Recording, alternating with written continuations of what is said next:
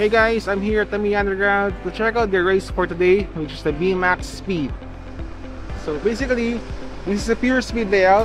So it's a lot of straights, a bit of curves, but no cut jump, no slope, no 90-degree back. This is pure speed. Now, the only challenge here will be how fast your car can go, break-in motors, and refreshed batteries.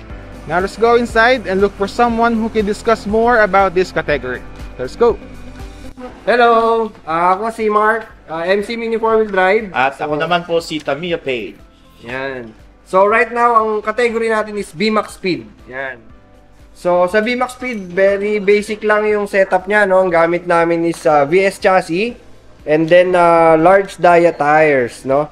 Tapos option na ng customer kung anong gusto niyang high grade FRP or FRP lang. No, tapos ito, ang BMAX Speed is wala siyang brakes, no brakes.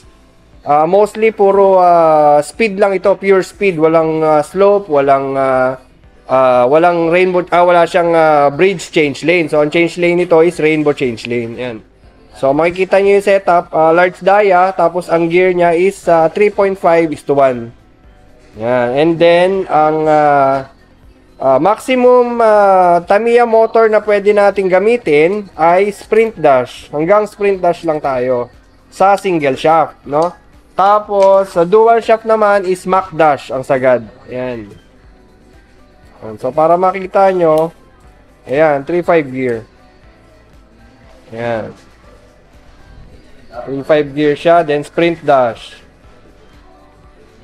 Tapos, ang battery natin, battery limit is only metal hydride ang allowed. Bawal po yung NICAD. Yan. Kasi before sa Super, pwede ang NICAD yung mga 700 mA, bawal po yan.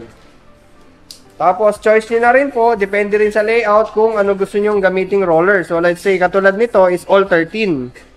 No? All 13 siya. This one naman po is all 19. Yan. 19. Ito naman, combination ng 13 and 19. So, meron din tayong bearing. So, doon sa mga bearings natin, ganyan. Ang gamit naman natin is 9mm na bearing. Yan, kung mapapansin nyo, ito ibang setup ulit, no?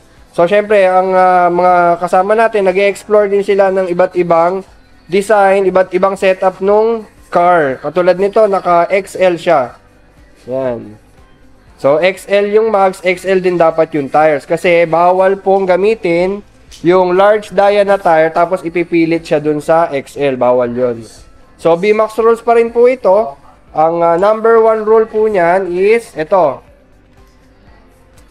4mm ground clearance. Ito, number 4.